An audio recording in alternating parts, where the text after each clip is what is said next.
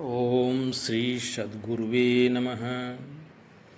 नित्यं शुद्धं निराभासं निराकारं निरंजनं नित्यबोधं चिदानंदं गुरुं ब्रह्म नमाम्यहम्। ओम शांति शांति शांति। दृग्दृश्य विवेक में भगवान परम पूज्य ब्रह्मनिष्ठ महात्मा स्वामी श्री अखंडानंद जी महाराज का जो प्रवचन है वह आज है। कह रहे हैं कि अच्छा तो अब अपने बारे में सोचो, ये आत्मदेव क्या इस शरीर के साथ पैदा होते हैं? क्या ये शरीर के साथ मिट जाते हैं? जिसको मालूम पड़ता है बढ़ना, वह बढ़ता नहीं है, वह तो बढ़ने से न्यारा रहकर बढ़ने को देख रहा है। जिसको मालूम पड़ रहा है कि क्षय, वह क्षय से न्यारा रह कर के देख रहा है क्षय को। वह अस्तित्व से न्यारा रहकर देख रहा है अस्तित्व को। जिसको मालूम पड़ता है बदलना और मरना, वह बदलने और मरने से न्यारा रहकर बदलने और मरने को देख रहा है। इसको दृग्दृश्य विवेक बोलते हैं। इन छह भाव विकारों का दृष्टा है वह निर्विकार है, और जो दृश्य है वह विकारी है। देखो, स्वामी जी कह रहे हैं कि ये जो वाग ज्योति है यह अग्नि ज्योति से बनती है। ये जो वाणी है जो बोल रही है यह अग्नि ज्योति से बनती है। और ये जो आँख है जिससे देखते हैं सब प्राणी, चक्षुः ज्योति कहते हैं कि यह सूर्य की रोशनी से बनती है। ये सब आते हैं और जाते हैं। आत्म चैतन्य स्वयं विभाति। ये जो आत्म चैतन्य है ये न अन्न रस से पैदा होता है, न अग्नि ज्योति से पैदा होता है, न सूर्य ज्योति से पैदा होता है, बल्कि सूर्य है। यह वृत्ति जिसके द्वारा प्रकाशित होती है कि यह अग्नि है, यह वृत्ति जिसके द्वारा प्रकाशित होती है कि यह चंद्रमा है, ऐसी कल्पना, ऐसी वृत्ति जिसके द्वारा प्रकाशित हो रही है उसका नाम है आत्म चैतन्य।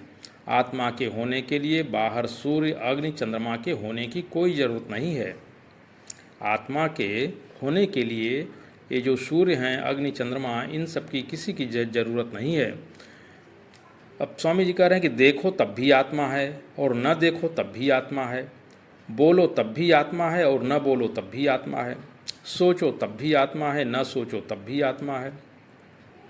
यह सोचने और न सोचने का दृष्टा है, यह बोलने और न बोलने का दृष्टा है, वह देखने और न देखने का दृष्टा है। तो कहते हैं कि आओ दृष्टा को भी देखें। फिर असल में दृष्टा वह है जो किसी के द्वारा देखा नहीं जाता। जिसको तुम कल्पना की आँख से देखते हो कि यह रहा दृष्टा, एक मिट्टी का ढेला रख दिया और बोले कि यह रहा दृष्टा, परंतु उसका नाम दृष्टा नहीं है। स्वामी जी अब कह रहे हैं कि स्वयं विभात्यथ्यान्यानि भाषयेत साधनम विना। स्वयं विभात, यह आत्मदेव स्वयं प्रकाशित हो रहे हैं। इसका अर्थ यह नहीं है कि तुम्हें गुरु और शास्त्र की जरूरत नहीं है। समझने में भी स्वयं विभाति का अर्थ जैसे हिंदी में होता है वैसे नहीं है।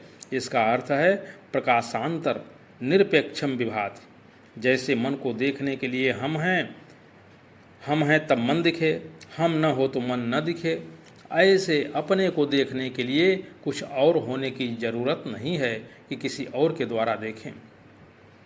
अपने आप को, अपने स्वरूप को, अपने आत्मा को किससे देखोगे, किसके द्वारा देखोगे? तो अपने आप को देखने के लिए किसी और भी साधन की कोई ज़रूरत नहीं है। अब स्वामी जी कह रहे हैं कि बिना किसी साधन के ही, अब इसका पूरा मंत्र ही सुना देते हैं। स्वामी जी कह रहे हैं कि नोदेति नास्तमत्तेषां न वृद्धिं याति न क्षयं स्वयं विभात्यथान्यानि भाषयते साधनम बिना। बिना किसी साधन के ही यह दूसरे को प्रकाशित करता है। ये जो अपने आत्मदेव हैं ये बिना किसी साधन के ही ये दूसरे को प्रकाशित करते हैं, और अपने को प्रकाशित करने के लिए किसी दूसरे साधन की ज़रूरत नहीं है। दूसरे को भी प्रकाशित करने के लिए दूसरे की ज़रूरत नहीं है।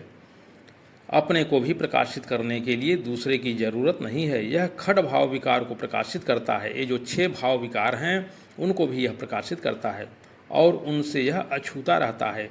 इसीलिए श्रुति में इसका वर्णन आया है।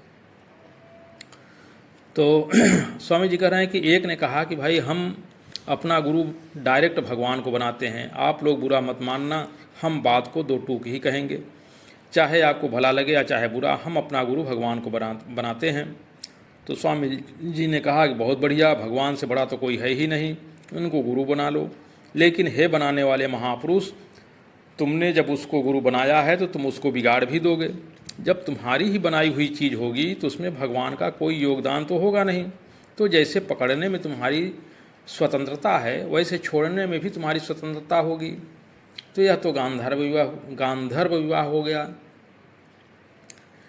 इसी से वैष्णव संप्रदाय में ऐसा मानते हैं कि जैसे पिता अपनी कन्या का हाथ पकड़कर वर के हाथ में समर्पित करता है, वैसे गुरु जीव को, चेतन को अपने हाथ में पकड़ करके परमात्मा को समर्पित करता है। तब चेतन नानुकुर नहीं बोल सकता, फिर उसको डाइवोर्स का अधिकार बिल्कुल नहीं रहता। इसीलिए गुरु का होना बहुत जरूरी है। वाह भगवान वाह! इसीलिए आचार्य या गुरु का होना बहुत जरूरी है। क्योंकि स्वामी जी कह रहे हैं कि जो डायरेक्ट भगवान को अपना गुरु बना लेता है तो यह तो अहंकार का विलास है, अहंकार के द्वारा बनाया हुआ भगवान है, अहंकार का बच्चा है यह तुम्हारा साथ नहीं देगा। तो भगवान, इसको मैं अभी यहीं समाप्त करता हूँ। शेष कल प्रणाम भगवान।